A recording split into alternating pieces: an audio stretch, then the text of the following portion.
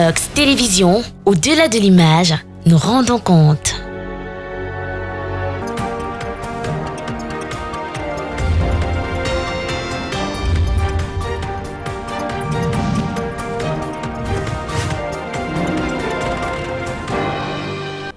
Good day, ladies and gentlemen, and thanks for joining us on this edition of the Midday Bilingual Newscast on Equinox Television. The first part of the news will be in the French language with you. Nadine Yambo, good day to you.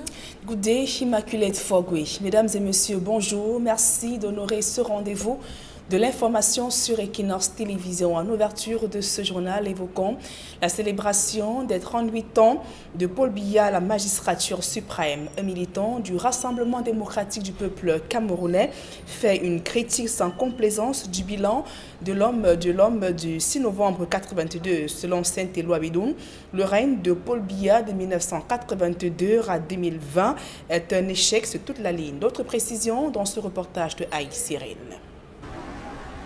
Ça ressemble à une critique qui vient de l'intérieur. Dans son analyse des 38 ans de règne de Paul Biya, Saint-Éloi Bidoun, cadre du RDPC, jusqu'à sa suspension à l'issue du dernier conseil de discipline du parti, parle de 38 ans de faillite.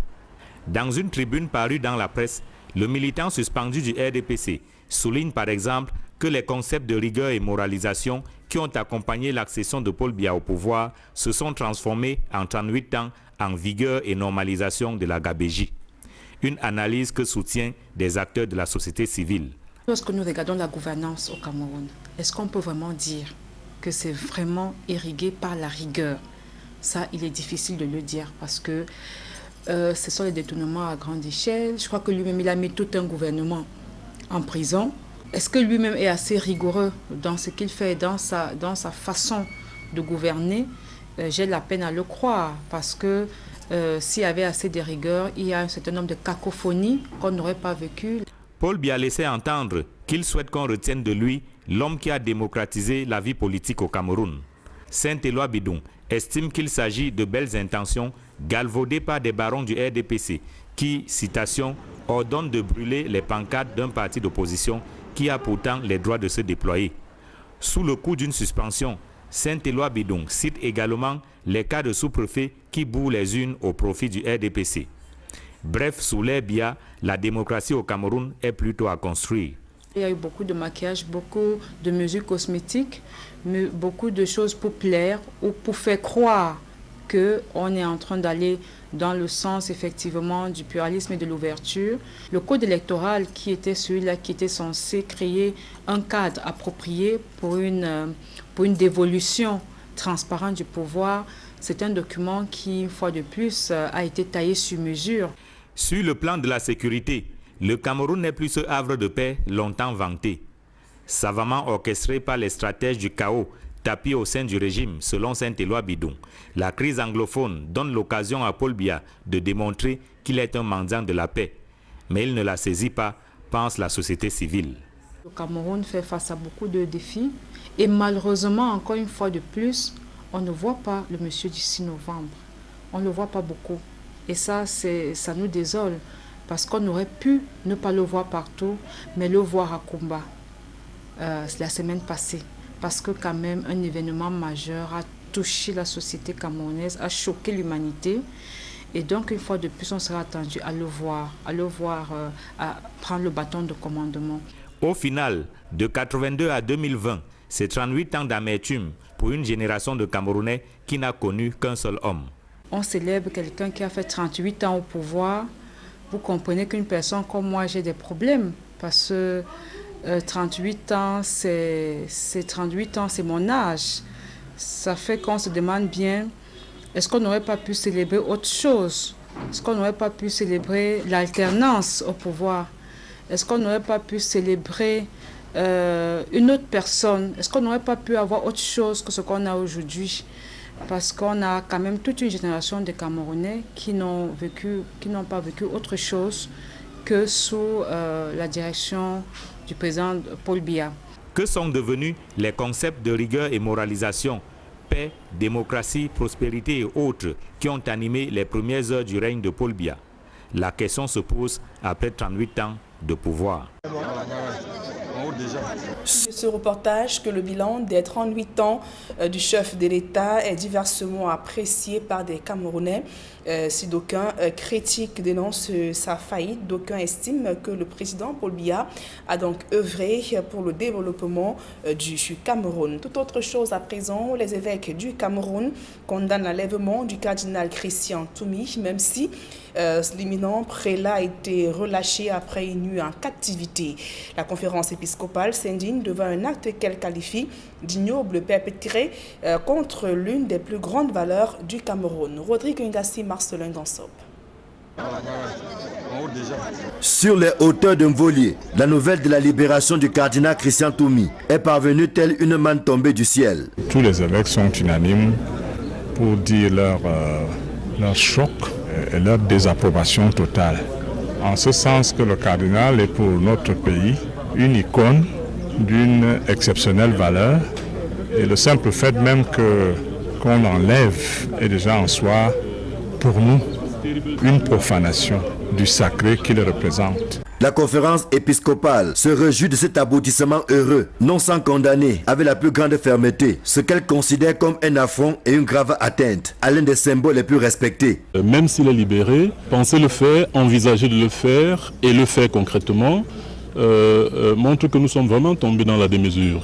Nous n'avons plus de repères que nous respectons, pas des figures qui représentent le Cameroun et qui devaient inspirer, n'est-ce pas, le respect pour ce qu'elles sont, mais surtout pour ce qu'elles font et pour ce qu'elles représentent, n'est-ce pas, pour notre pays. Beaucoup d'indignation, ce sentiment qui m'anime de manière permanente ces derniers temps, non seulement avec les kidnappings, mais aussi avec les tueries horribles, comme ce que nous avons vécu, n'est-ce pas, avec les élèves de Kumba, et qui se généralise aujourd'hui avec ces enlèvements violents.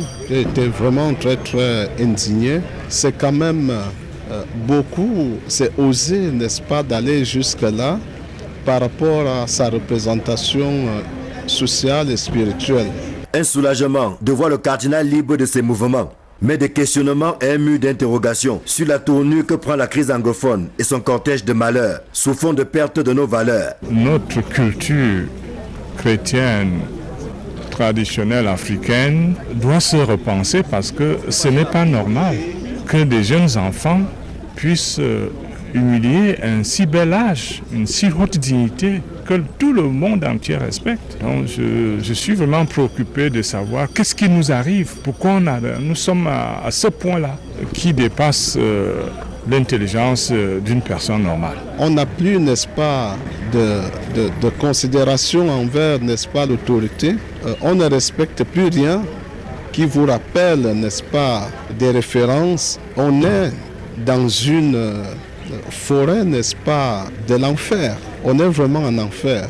Parvenu à ce stade, je crois qu'on a atteint le dernier nez du Rubicon. Même l'animal, n'est-ce pas, n'irait pas jusque-là. Les évêques du Cameroun sont d'avis que cette crise a déjà trop duré et qu'il est temps d'y mettre un terme. Mais quel que soit le bout par lequel l'on prend la chose, rien ne peut justifier les exactions qui sont perpétrées dans nos noseaux, quels qu'en soient les auteurs. On a des gens qui sont assoiffés du mal, des gens qui se satisfont, n'est-ce pas, sur le mal. Même Satan, à un moment, on se demande s'il peut entièrement se reconnaître en eux.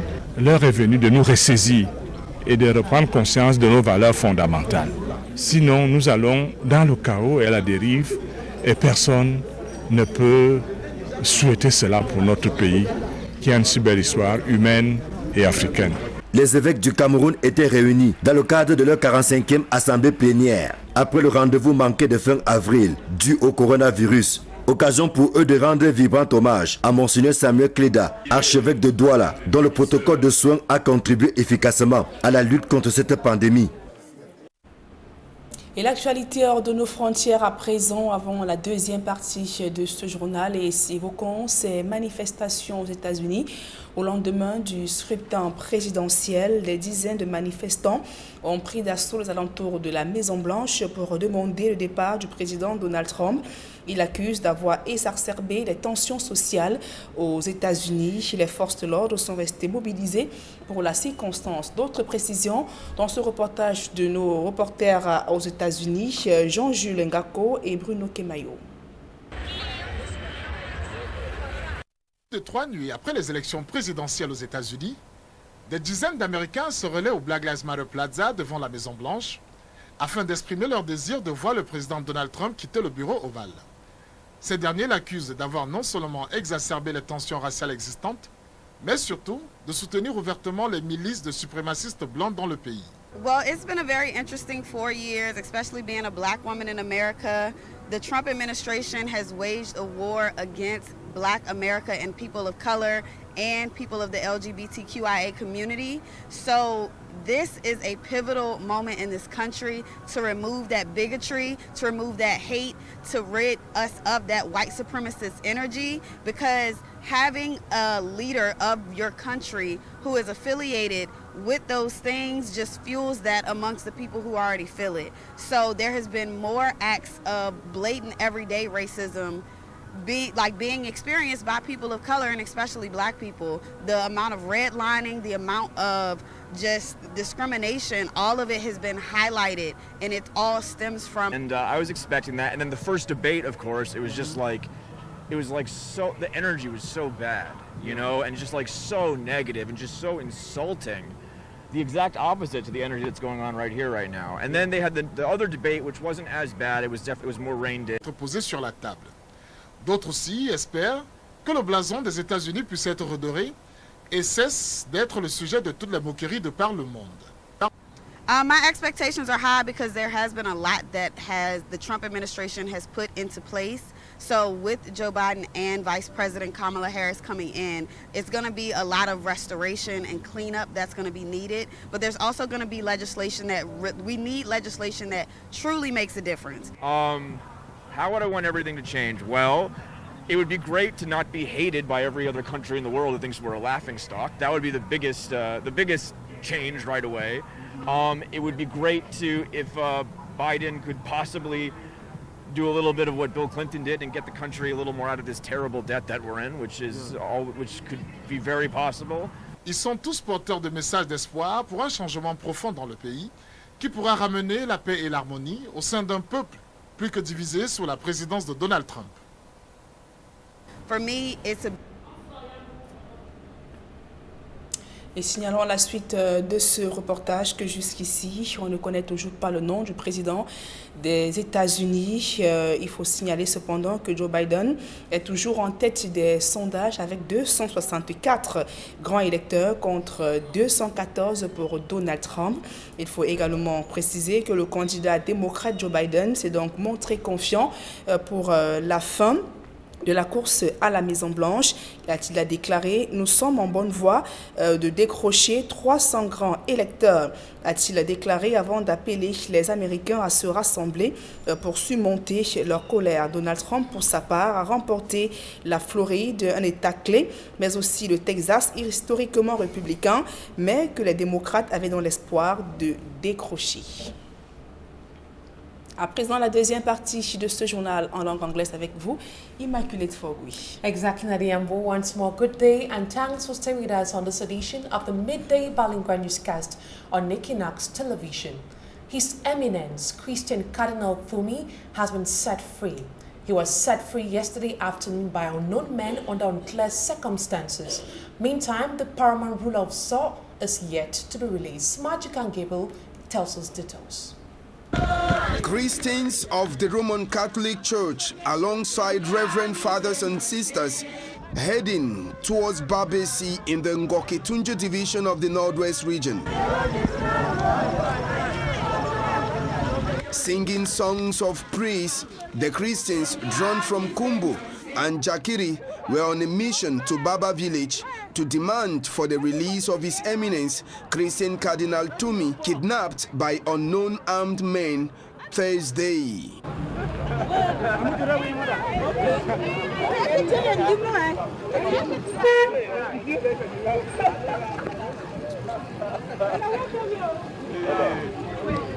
Few hours later, a black car appears with His Eminence Christian Cardinal Tumi alongside the Christian jubilating.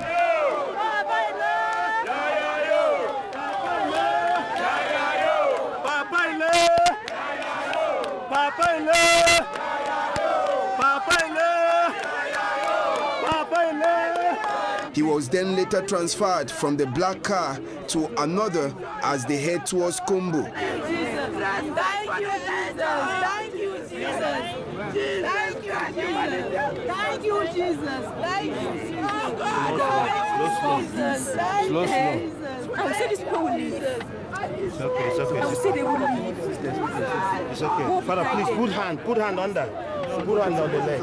Unfortunately, as the Christians were happy with the release of the Cardinal, the phone of Nso Fon Binglo II, who was whisked alongside the Cardinal, was still in captivity at the time of this report.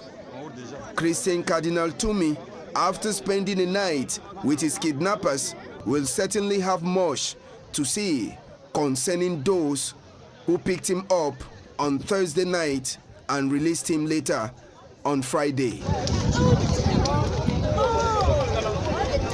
And on to politics, President Paul Biya's rise to power on the 6th of November 1982 has been embraced with mixed feelings. According to barrister Liz Com, President Paul Biya has been unable to adequately fit into the shoes of late President Amadou Ahidjo, who resigned on the 4th of November.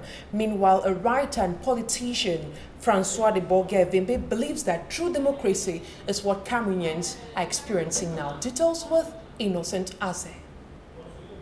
On November 6, 1982, President Paul Biya, then Prime Minister of Cameroon, assumed office when Amadou Ahidjo surprisingly announced his resignation November 4 same year. You know, we got the news from the radio, and everybody was shocked because surprised. What are we going to do? What will be the next step? Because the country was so respected abroad. And he told everybody that he will be the one who make politics. But because he's the one who make politics, he will be able to have politics that easier the life of the private sector by having a good reputation for Cameroon, a good signature in the banks, and everybody, and believe me, as students, we were very happy because we all had scholarships and become someone in the city, in the country. We had all many facilities. Later on, adaptation cooled down their fast-beating hearts. Gripped by fear, all of the blessings and respects Ahidjo brought them will disappear under President Paul Biya. When the things came true and effective on the field, many people were so happy because we were prepared by President Amadou himself, who asked us to support his successor, to love him, to help him, to support him. So everybody was glad, everybody was confident. In the long run, they discovered that the sugar pack turns to salt. There are simply two arms of the state in Cameroon and not three, because one, the judiciary, is absorbed by the executive. What do you think about this? What I think is that there's only one arm, not two. The executive has all the others in his arm. Only one arm. This is what we can call dictatorship, authoritarianism. Never you can call this kind of organization on the field. Never, never, never you can call it democracy. The people have no power here to sue him if he commit an offense. Yes. Can you tell me where it is called in our country? A writer and politician, Francois de Bourguet-Marie Evembe, thinks there was need to discard Ahidjo's ideologies and through President Paul Biya institute the democratic mechanism that will develop the political, socio-economic and other aspects of national life. C'était ça l'objectif. Expectations contained in the book Communal Liberalism, but which was never attained. On n'a pas mis le libéralisme communautaire en œuvre. Qu'est-ce qui s'est passé? Bien qu'il y ait des déclarations. He says declarations replace this book. Reason why nothing moves in this country whose destiny lies in the hands of Cameroonians who needs to change it via bravery. Pourquoi les Camerounais n'ont pas dans la tête de faire comme leurs frères aînés, leurs pères qui sont morts, martyrs, pour que ce pays ait un semblant de souveraineté? And still on reactions, a CPDM militant, Eloi Bidum, describes President Paul Biya's 38-year reign as a failure. Analyzing Biya's regime, Saint Eloi says the CPDM party's flames have been burning the future of most Cameroonians. Fomi Armstrong Sanda tells us more.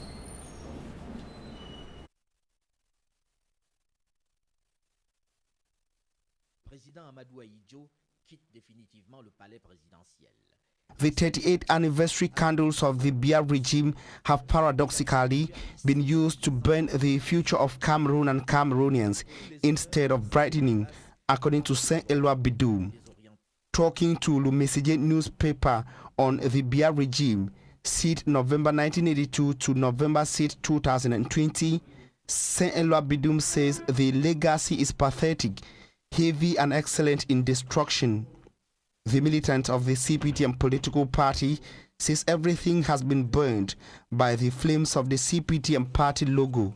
He cites state-owned corporations like Fogapi, Sutuk, Mideviv, and Fodi, which to him have been reduced to ashes by the CPDM party flames in its 38-year reign. Also burnt by the same flames in 38 years, according to Saint Eloi Bidum, are the Cameroon Airline, Camship, Sodicam, Regifecam, the Cameroon Bank, Crédit Agricole du Cameroun, la Société Camerounaise de Tabac, la Société de Sécherie du Cameroun, Camsuku, Fonader, SCT, La Biao, Lunacam and Lucam. Saint Eloi Bidum says the consuming flames are still burning and now moving to reduce Sikam, Sokapam, Labogeni, Snake, Camtena, Sudikoton, Semencam and Sonara to ashes. Questioning the whereabouts of rigor and moralization that sent Cameroonians celebrating in 1982, the progressive CPDM party official laughs that chronic corruption has become the trademark of the very officials who were expected to incarnate and implement a rigor and moralization.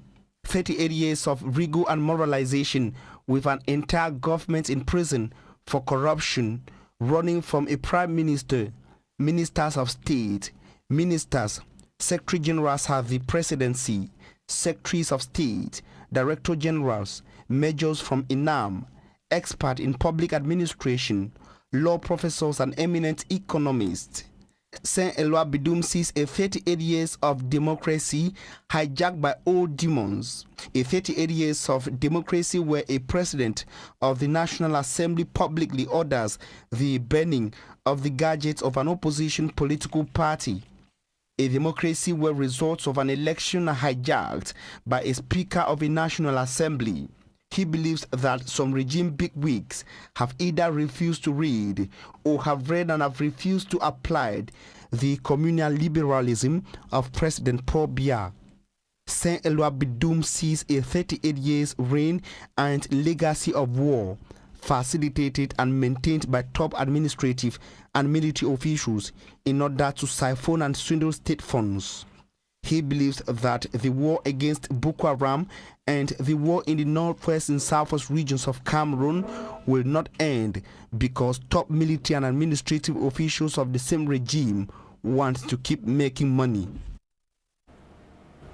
And that's it for this edition of the Midday Bilingual Newscast on Equinox Television. Up next is the program Pidgin News Debate presented to you by Ambassador. Nadia, have a blessed day. Merci Immaculée Fogoué, fin de ce journal. Mesdames et messieurs, merci pour votre aimable attention et bon week-end à tous et à toutes.